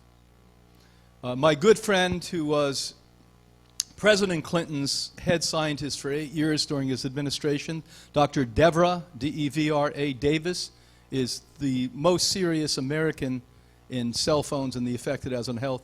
She shows films of women, young women somehow like to put cell phones in their brassiere. There's a new rare form of cancer that Stanford and UCLA, or University of California, San Francisco have identified. So these are dangerous, dangerous things. Routers in the house create these problems. Cell towers create this problem. Outside of your home, if you have a cell tower, you actually have a higher incidence of cancer tumors. Smart meters create these problems. Look at all the data. It came from the Pentagon. They're now installing smart meters worldwide.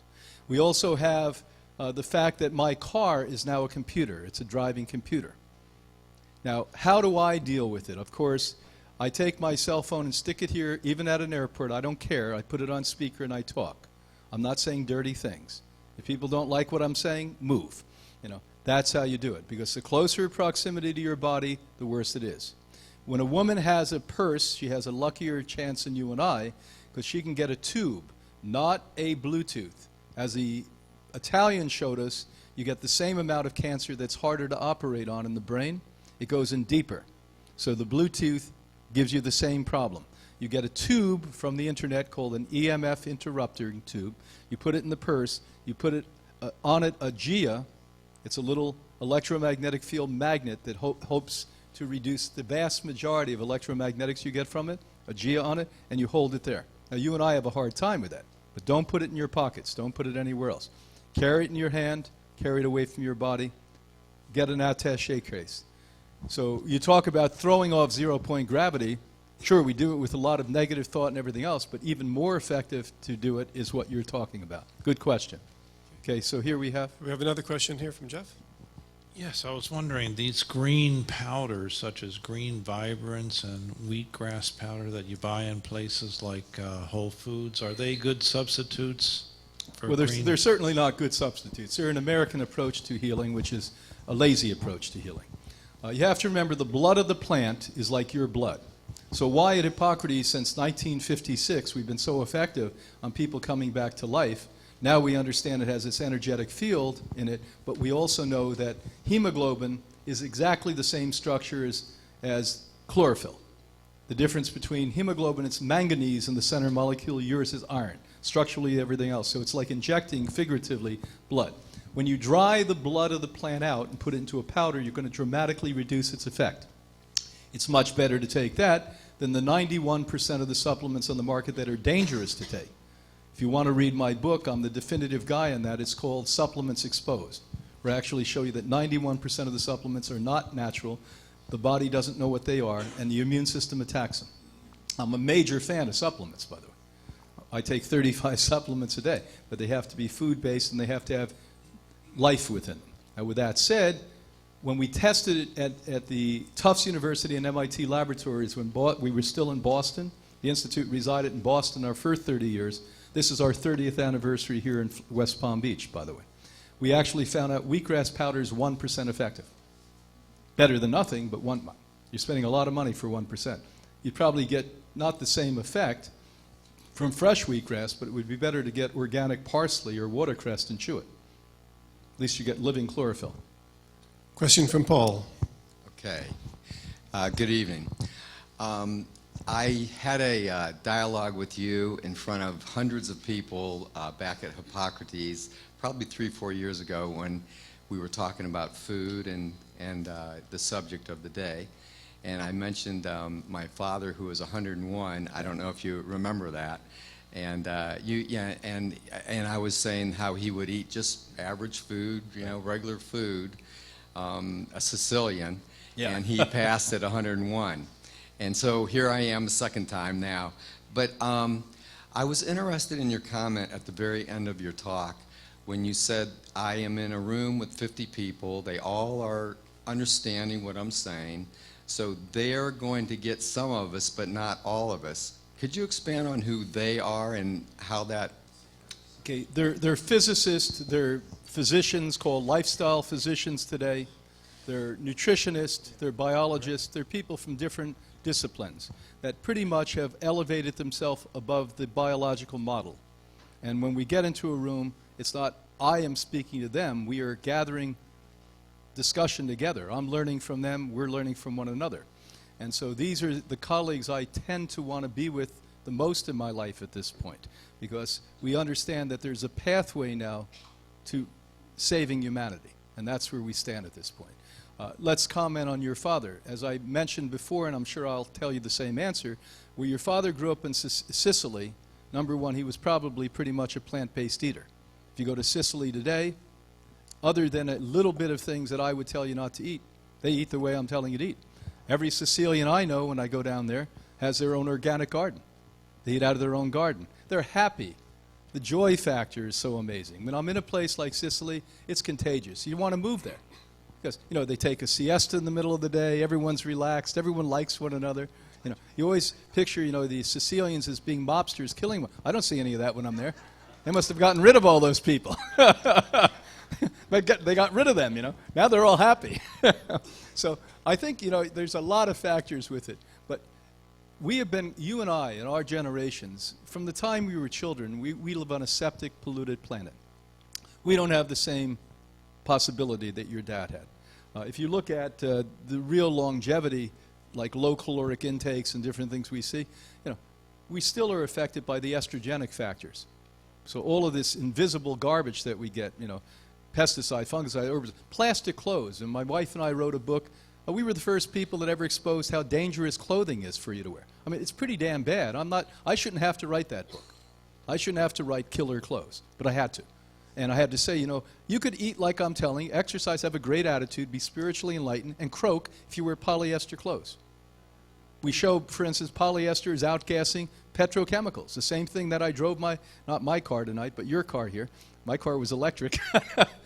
But the oil in your car is what they made nylon out of, polyester out. There's so many factors. But I'd rather have not people get overwhelmed, but people see the promise, the possibility. And when we raise our life and our consciousness and frequency and get to this, we actually supersede the mundane reality that we call the existence on planet Earth today. Question from Roger. If we're associated with the sun, why does it give so many of us skin cancer? Interesting question. Why we have skin cancer today, and the Africans in their natural setting do not, who get a lot more sun than you and I, and the number one group in America who get skin cancer are African Americans, is because of the difference in lifestyle. The difference in lifestyle. Since the 1940s, when the petrochemical industry ran out of millions of dollars they were making in the war machine, they said, let's create new industries. So they were the people that said, let's spray our foods, let's create polyester underwear, let's do all of this. And so we now started to multiply. Now, what we've learned, and I don't even think I, who study this on a daily basis, understand it fully, that heavy metals and chemicals love to hang out in fat.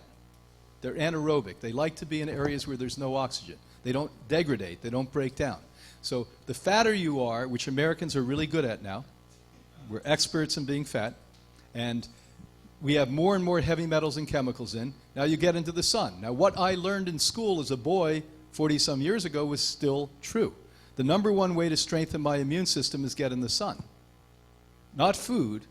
Attitude comes in a second, close second, but number one is the sun. That's why when you sit in the sun, you feel remarkable, you're doing nothing. Okay, now I start to kick, my immune system starts to kick the heavy metals and chemicals out. Voila, on my skin, I have a frying pan that creates skin cancer. Why the Africans who eat the way they did 1,000 years ago don't get skin cancer. They're not eating hamburgers, hot dogs, heavy metals and chemicals. That's why we get skin cancer. Now, one thing I will say, even if you're me, you're going to get wrinkles in the sun. Wrinkles come from the sun. Question from Quora. Yes. Good evening. First of all, I really want to thank God that you are just blessing us this evening. This is a wonderful, wonderful lecture. But one thing I want to do is just ask in reference to our babies. A lot of mothers and parents are utilizing little iPads and those kinds of things, and just actually making it like a babysitter. Even for the young ones, they have all these play games, and you can make this baby smarter, that person smarter. So what is that really going to happen to our babies in the next 5 to 10 years? I'm very fearful because there has not been one study out of the 7 or 8 I've read that do not tell you the most formative years are the worst. Their little skulls haven't developed. Look at the work of Davis. She says once your skull developed, you get 10 times less radiation from the cell phone. You still get it. So a little baby that's 2 years old or 3 years old, this must be unbelievably bad. Look at the Russians. Russians did a study, not the Americans. The Russians did a study that said casual use of a cell phone at 1 hour a week. I don't know any child that uses it 1 hour a week. I don't know any child that uses it 1 hour a day. Talking 4 or 5 hours a day. Literally, then when they do that, when they're 10, 11, 12, 13, 15 years old, when they're 20 to 28 years old, they have 8 times greater chance of blastoma brain cancer. Look at my wife's country of Sweden, which tells the truth too. You live close to a railway track with the electromagnetic. Within a mile, you have more cancer. So it's not just the standard, but this is highly dangerous. But the problem is telling my children's generation, I have children from almost 40 down to 19. They don't get it. Like you and I don't get that eating bad things aren't normal because that's what we grew up with. Well, they don't get that cell phones and laptop computers, these are unbelievable. Look at cervical cancer with young girls because they're putting laptop computers over. Testicle cancer is skyrocketing with young men. We have overwhelming evidence on this. Okay, where are we at now? Question from Reggie back here. Okay. Hi. I was wondering, sun gazing is something, Hippocrates, is something that they study or taught? We've looked into looking in the sun, and you've got to be very, very cautious about that. If you look at the most brilliant work, Dr. Jacob Lieberman, who used to be right here in Miami, now is in Colorado, wrote a beautiful book on light. And what that does to change the psyche and biology of the body by getting sunlight in. Now, I'll preface that by saying I don't think it's a wise thing for any of us to go out in the middle of the day and look at the sun at 12 o'clock unless you've really, really, really trained or put something over your eyes, because I've seen a lot of damage come from this too.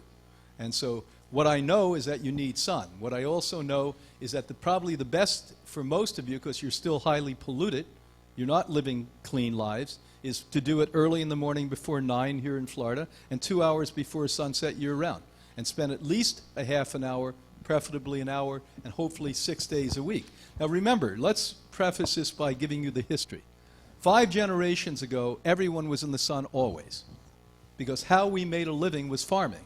How we survived was farming. You didn't have an option. You got up in the morning, you looked outside and said, do we want to starve or do we want to work? They took work.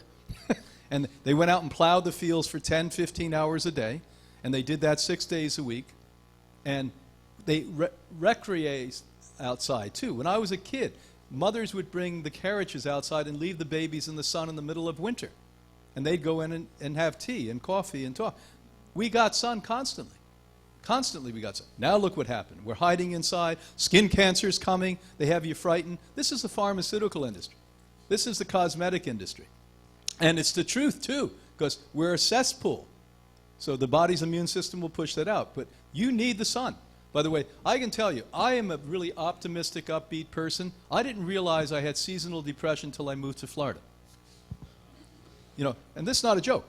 The end, you know, like the end of August when we'd have that first cool day in New England, everyone would say, oh, it's so nice. I'd go into a bummer until about June. And then the first sun would come out and I'd be like happy, you know, running around again. You know, I moved to Florida. I'm bouncing out every day. You know, we anticipate in this country alone we have about 70 to 80 million of us with seasonal depression. We only have 320 million people.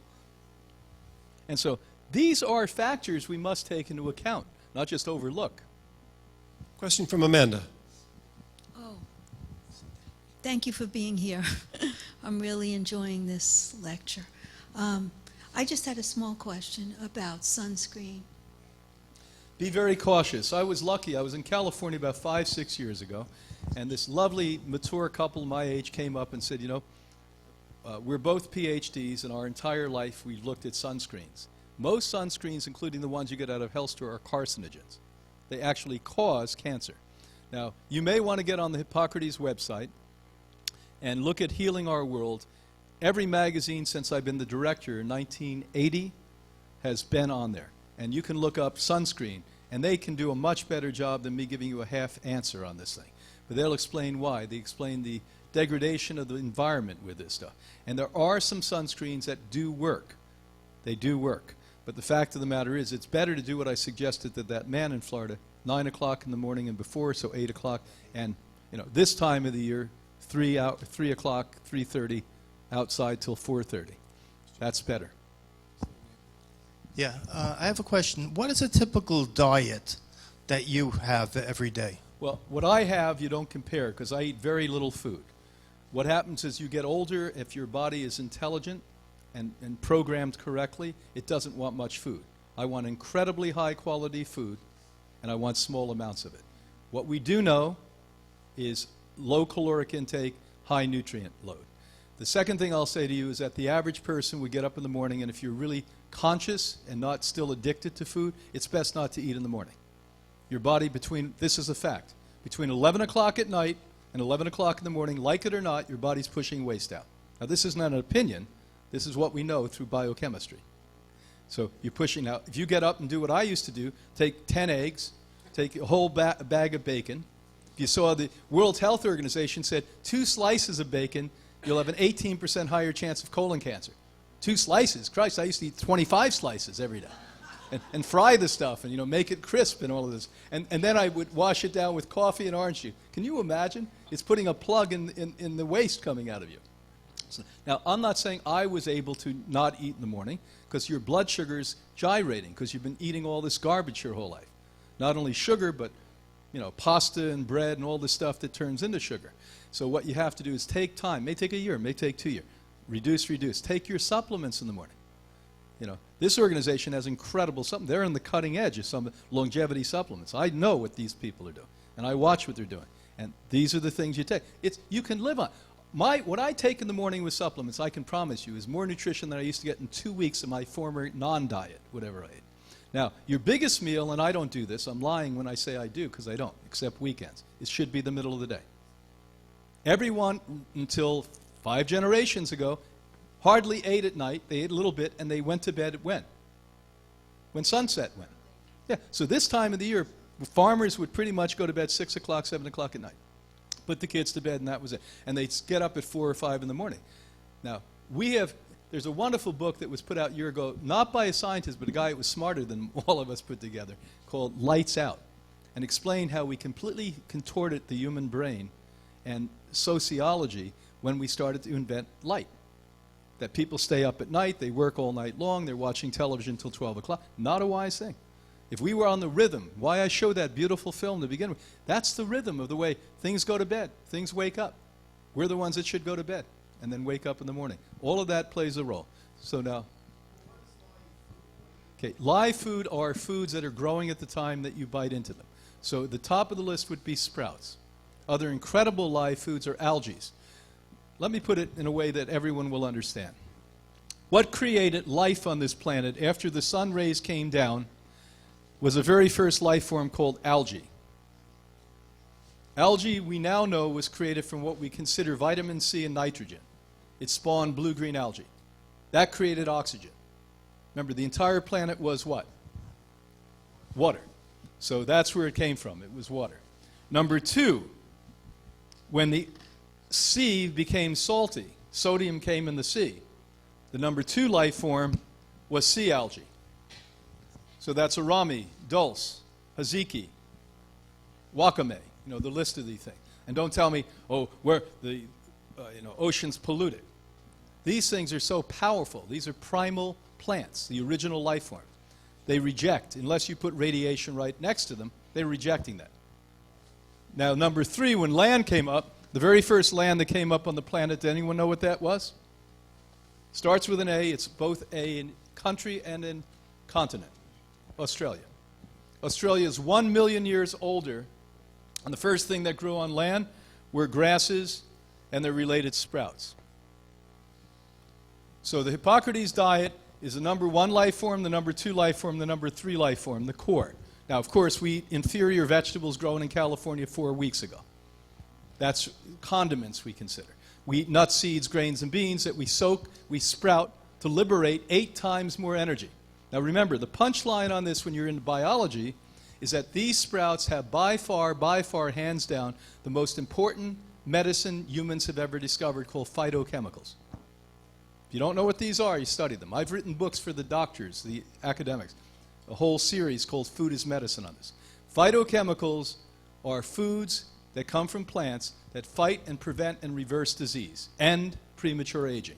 In my book, Life Force, I have an entire chapter. I go from A, B, C to right to Z, sprout, and show you what disease they prevent, how they make you live a long time, and the science and the reference where that science is for it.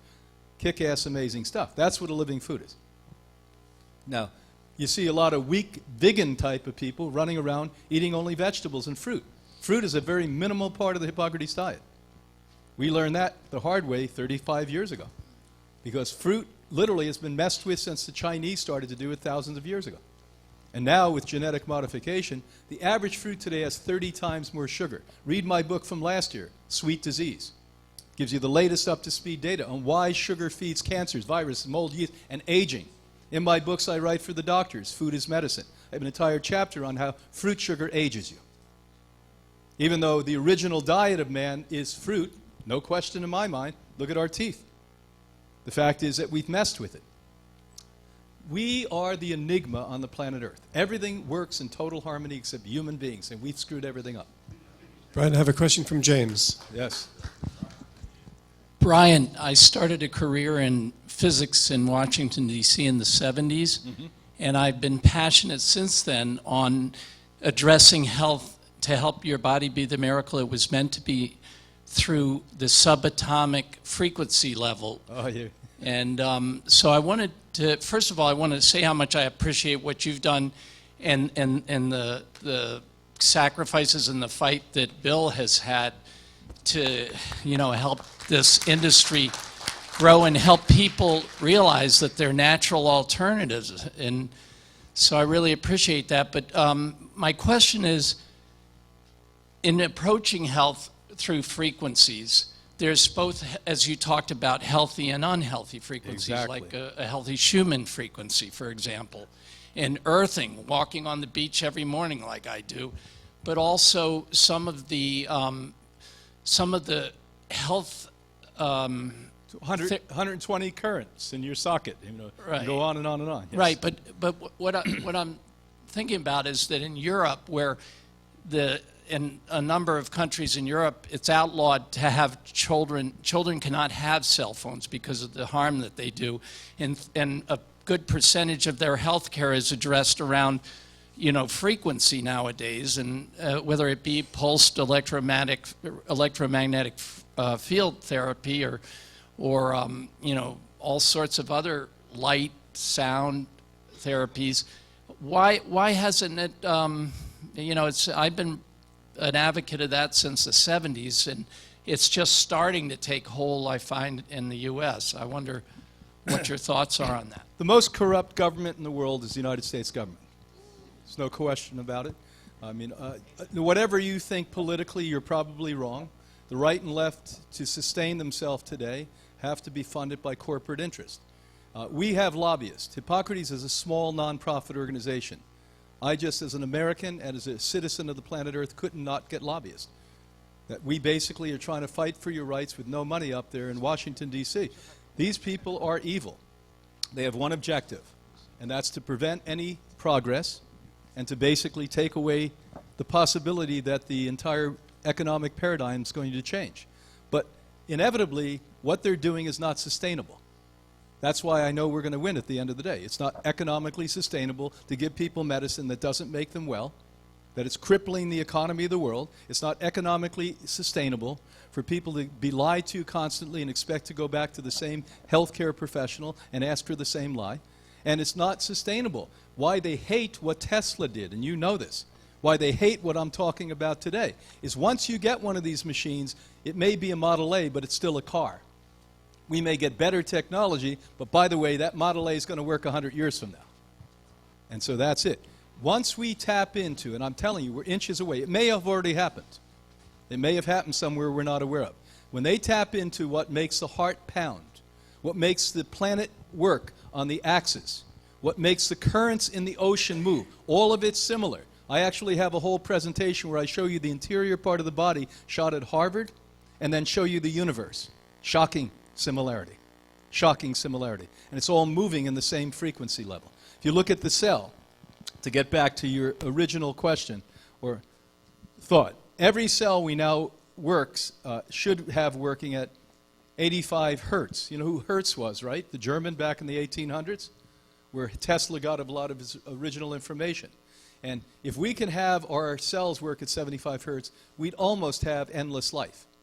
But as we get older and we age, the hertz levels go down. So what we know at Hippocrates is that everyone with any form of cancer has 10 hertz or less. We know with Parkinson's disease, it's 35 to 40 hertz. And when they get sicker, it goes down to 5 hertz when they're not mobile at that point. Multiple sclerosis, it's 25 hertz to 30 hertz. And so each of these now we're categorically putting in. And now with the help of people like Northwestern, we've just got to hope that they don't smother what they're doing. They're giving us an insight we didn't have 6 months ago, where they're saying very soon we're going to have a unit that we can check the frequency of your cell that your mom and dad gave you and do diagnostic technology that's more refined than what we do. If we can marry that with what I'm talking about here, it's a done deal. Because now we'll replicate the 75 hertz in the cell. And once we do that, disease won't exist. It can't. It's like supercharging the body. We have a question up front. There must be a 100th monkey consciousness going on here, because 15 minutes ago you answered like 5 of my questions. So it seems You know what coming out. know what he means about the 100th monkey? How many of you don't know? It's worth telling. During the Second World War, on 2 islands off to Asia, there was a guy observing monkeys. I guess he was a zoologist. And he saw the poor monkeys were eating food with sand and dirt in it. So he went and taught what he considered the smartest monkey, the one who looked sharp, how to wash. So that monkey taught all 99 monkeys on the island how to wash the food, and they did. This is a true story. The minute the 100th monkey on that island learned, an island that was close by with monkeys on it without anyone showing them learned. And that monkey taught. This is what happens. I mean, we see this in times of trauma. I remember when I was a kid, some of you are old enough to remember when Jack Kennedy was shot. Our arch enemies, everyone just stopped and took a breath. That was symbiotic consciousness. When the shuttle blew up, remember a few years ago back in the 80s? It was 9/11 happened. We see it at times of trauma, but it's always here, this interconnectedness as we talk about. So it's a great observation. Now go on. Well, thank you. I love seeing the internet working, the networking working here with you and Bill and others in the world. It's very enlightening, and I think you're bringing a great consciousness. I was going to say a lot of things, you know, the Food and Drug Administration, you know, it's the same doctors doing the foods that are doing the drugs, keeping us in the hamster wheel. I guess my final thought as you're answering a lot of the questions about how biology works and how the energies work, how the hertz works, the 75 hertz of the body, is why not just forget all the foods, just get the hertz energy that's there, live on the light, and call it a day? That would be the next phase. Okay. It will be the next phase. Breatharianism, right? Well, I'm not sure. We call it that now, but I think it's beyond that. What I've recognized is once I became passionate and fulfilled in my life, food became less important. It's ironic. I'm an international leader in food. I don't care much about food. I just eat this way. It's like ironic, you know, they announce me in these big halls, and here comes the world's authority on food. I come out and say, hey, and I talk about this stuff. You know, but you're right. So why is all the technology coming out of the German nation? Most of it's coming from Russia. The front is Germany. You know, Russia has not had the economics before and since, and they're really the epicenter of all this information. In Germany, there's at least a liberated feeling in science, unlike here. Science is status quo. As a matter of fact, the hardest groups I have to speak to are scientists. They're the most closed-minded on the track like this. I have to dumb down my lectures. I would never give this. Frankly, if I went to a group of doctors, I would never, ever give this lecture. They would actually, this is not a joke. I'm not joking you. They would actually sit and throw things at me, criticize everything I say, and say, this is impossible, there's not empirical evidence on this, and this is why we're still where we are. We're in pain, suffering, because the more educated people seem to be within our system of knowledge and education, the less they're willing to learn and open up to. It's very rare that you have a highly educated person who also goes to the next step. They're very trainable people. I often thought that the kid in the front of the room getting all the A's and getting the accolades was a smart one. Now I realize it was often the kid in the back, like Einstein, that was throwing spitballs, pissed off and bored. The whole thing, you know. I mean, Einstein walked out of school in 6th grade. Did you know that? Edison walked out of school in 6th grade. I'll tell you a funny story to loosen it up. When you have kids, they all want to go to Harvard. None of them ever get into Harvard, but they all want to. So I'm up in Boston lecturing a few years ago, and so you want to take a tour to my youngest. I said, yeah, and so we go on this tour. It was wonderful. There was a girl who got a full scholarship. She must have been brilliant. From Cambridge. She was a Boston girl from Cambridge, blue-collar girl. And she gave this wonderful tour and fun tour and humorous. And one of the things I noticed during the tour, I didn't say much, is she pointed out the rooms where people were at Harvard who all dropped out and became superstars, like Zuckerberg. And you know, who's the guy that has the show at night, the red-haired guy? He was there. They still talk about him. Conan O'Brien, he was there. And this whole list of people. Yeah, Bill Gates. And so at the end of the tour, when everyone was standing there, I said, one of the things I noticed is the objective is to get your kid into Harvard, and then they should drop out. And she laughed. One last question from Alex. Sure. Thank you again, Dr. Clement. Great presentation. Something I do appreciate very much your government corruption comment. Something I think has gotten less controversial over the years, and voters here in the state of Florida just finally legalized the medicinal use of cannabis. Yes, absolutely. You touched briefly earlier on, I think you mentioned that a top medical cannabis speaker spoke at the Hippocrates Health Institute, touching on the cancer issues. Okay. I wanted to get your thoughts on that for the cannabis. Dr. Jacobus, there's two people I've had the privilege to meet. He's a European, he's Lithuanian, he works with the University of Houston, and he's the world's leading authority. He's a brain scientist, a neuron scientist. So what he's looking at is the effect it has on the brain, and then he taught us something I didn't know, that we have cannabinoid receptors throughout our body. And that literally when you feed it cannabis oil, not to get you high, but it triggers it, puts it on, this activates your immune function in that region of the system. So why we now know it has a very positive effect on diseases like cancer. And I've seen it work like a miracle on glaucoma. And for pain, when people have severe pain, it's been remarkable. Now, of course, not all cannabinoid oils are made the same. We bring ours in from Europe, and it's highly expensive, but it's highly, highly effective. They don't even use machines for this. They grow everything totally organically. It's 100% raw, because once you cook it, forget it. It's dead. It actually becomes a carcinogen when you cook it. Did you know that? So when you smoke the stuff, it doesn't have the same effect as when it's raw. You can, yeah, and believe me, I had a lot of experience with that when I was young. Unlike our former president, I never stopped inhaling. So, but it's great stuff. So look up Dr. Jacobus. He's probably it's been a privilege to be here with you tonight, here in the room and around the world. Thank you, Brian. Thank you. Thank you. Thank you all for joining us tonight. This is not the end of the evening. We're going to have a book signing. Brian and Anna Maria Clement are here. They will sign your books. They will connect with you. Just run on downstairs and we'll be there with you. And I think Neil's going to have some extra special surprises. But before we wrap up, if you're here and if you're serious about going to Hippocrates Health Institute, I have some significant discount savings. I have a $100 deposit, and that will gain and afford you a 10% discount stay. I also have some grants available. I have some special bundled packages available.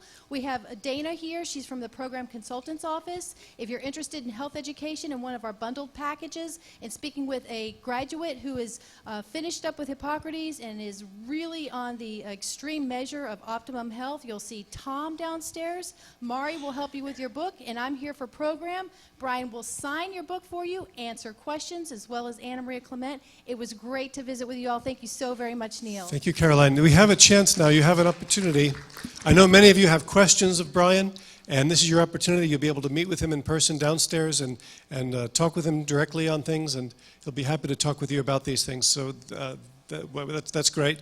Also, keep in mind that Dr. Aubrey de Grey will be in South Florida on December the 8th. If you'd like more information on that, you do need to RSVP. It will be at Coral Ridge Presbyterian Church in Fort Lauderdale.